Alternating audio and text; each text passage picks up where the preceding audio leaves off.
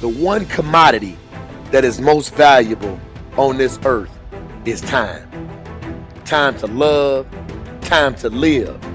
From the moment the human body is born, it begins dying. I can live with no responsibility whatsoever. The price I pay is that nothing matters.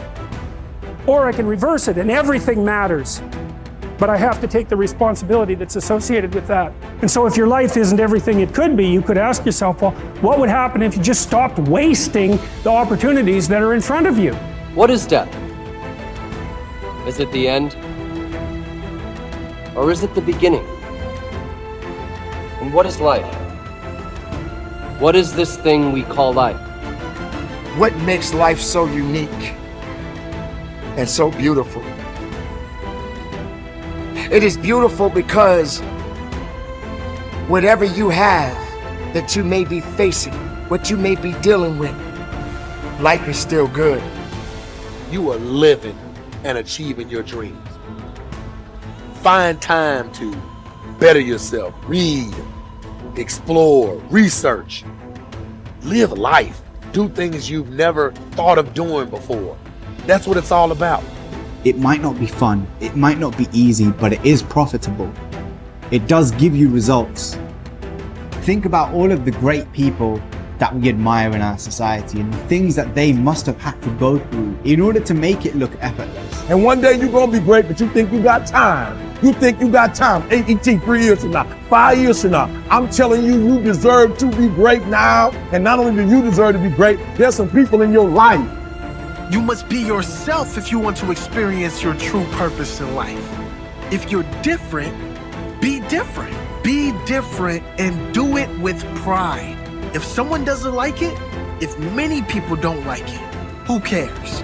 Your life would feel better and richer if you had a goal, you chased that goal, you accomplished some things, and you would get this boost of confidence, you'd get this boost of self-esteem, like whatever it is that you're going to do.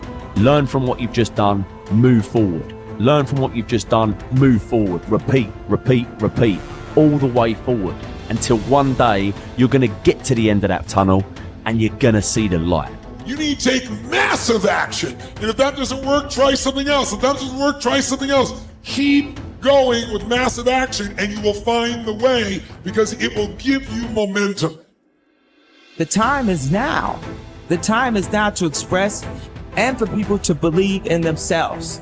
The time is now for it to be okay to be great.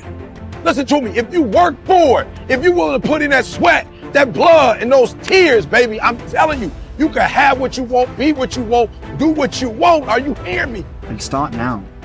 Start believing, start dreaming, and create the life and the person that you really want to see. I think it's good to remember that if we just go along with the crowd, we won't wind up with much more than the wish that we could do it all over again, and as far as we know, you can't. If we want to amount to anything as individuals, we need individual goals, individual thinking, individual actions, and we must never conform to the big group.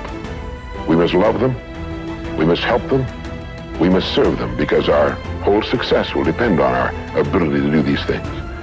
But never lose our own individuality and our identity by permitting ourselves to become submerged in what has historically proved itself to be little more than a suffocating sea of indirection and purposelessness. If we want to emulate someone, fine, but let's be choosy in whose steps we follow. It's the only life we've got.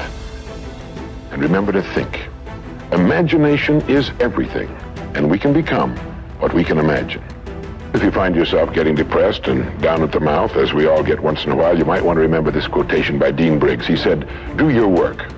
Not just your work and no more, but a little more for the lavishing's sake. That little more which is worth all the rest. And if you suffer as you must, and if you doubt as you must, do your work. Put your heart into it, and the sky will clear. And then out of your very doubt and suffering will be born the supreme joy of life."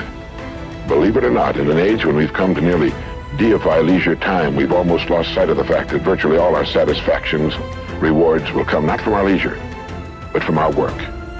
And don't forget the strangest secret. We become what we think about. But if you want to begin to move into your own personal greatness, If you want to begin to really enjoy a happy, successful, healthy life, you've got to be willing to go against the tide. You've got to be willing to harness your will and say, in spite of this, I'm in control here. I'm not going to let this get me down. I'm not going to let this destroy me. I'm coming back, and I'll be stronger and better because of it. You have got to make a declaration that this is what you stand for. You're standing up for your dreams. You're standing up for peace of mind. You're standing up for health. You want it, and you're going to go all out to have it. It's not going to be easy. When you want to change, it's not easy. If it were in fact easy, everybody would do it. But if you're serious, you'll go all out. So yes, I'm going to turn this situation around. I'm not going to sit back and moan and cry over what happened and what went wrong and who did what. I'm going to do something about this situation. The way to transform yourself is through your work. Now, I know this runs counter to our prevailing cultural prejudices. Work is too ugly, too boring, too vain. Self-transformation, we think, comes through a spiritual journey, therapy, a guru who tells us what to do, intense group experiences and social experiences and drugs. But most of these are ways of running away from ourselves and relieving our chronic boredom. They're not connected to process, and so any changes that occur don't last. Instead, through our work, we can actually connect to who we are instead of running away. And by entering that slow, organic process, we can actually change ourselves from the inside out in a way that's very real and very lasting.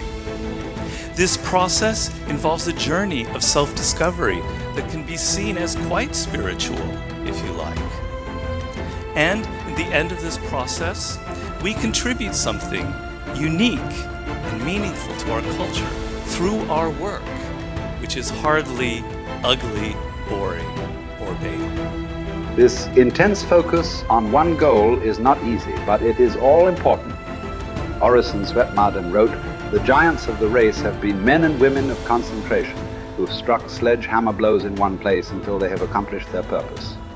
The successful men and women of today are those of one over, mastering idea, one unwavering aim, men and women of single and intense purpose." Marden also said that every great man has become great. Every successful man has succeeded in proportion as he has confined his powers to one particular channel. Single-minded concentration in the direction of your dreams will intensify your desires and increase your emotional drive toward your goal. This intensity of concentration will activate the law of attraction and begin to attract people and opportunities into your life to help you to achieve your goal. The more you think about your goal, the more it will come to dominate and direct your life. The more you think about it, the more rapidly you will move toward it, and it will move toward you. Great men and women are those who absolutely believe that they are put on this earth to do something wonderful with their lives.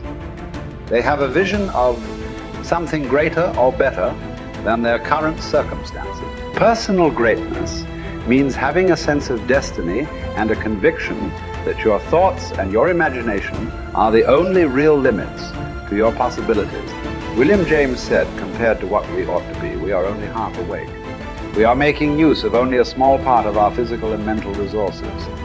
Stating the thing broadly, the human individual thus lives far within his limits. He possesses powers of various sorts which he habitually fails to use. The founder of Success magazine, Orison Swett Marden, once said, "There are powers inside of you, which if you could discover and use, would make of you everything you ever dreamed or imagined you could become."